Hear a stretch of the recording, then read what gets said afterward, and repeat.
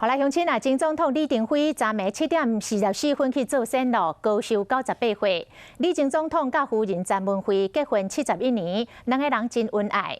李登辉病情无稳定的时阵，詹文惠伫咧看护甲随护的搀扶之下，到病院去看老伴看2届。李登辉真惜某真疼某，伊捌讲过，讲老一天，伊先行一步。 一定要伫咧行进前，甲牵手詹文惠的手牵条条，要来感谢伊一世人的照顾。已经过身的前总统李登辉伫9年前献花庆祝90岁大寿，伊太太詹文惠陪伴伫身躯边啊。李登辉心情有够好，佮对镜头前甲斟一个。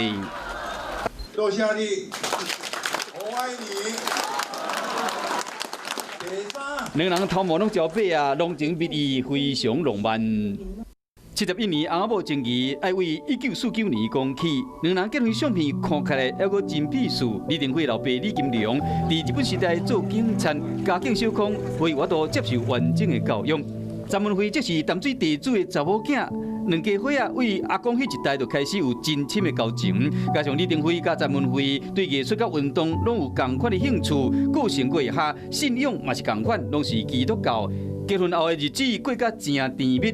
詹文惠捌讲过，伊讲伊甲李登辉是结婚后才开始恋爱。 李登辉要伫做新主席的时，去对巡视，詹文惠对伫咧身躯边啊。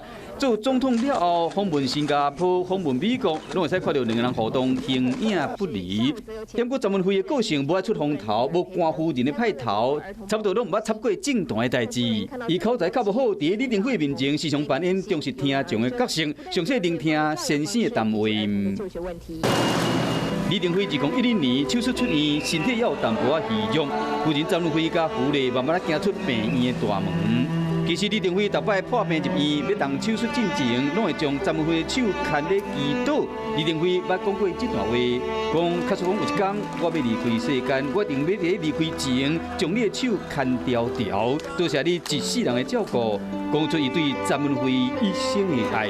随着李登辉离开世间，这段话嘛深深留在詹文惠的心内。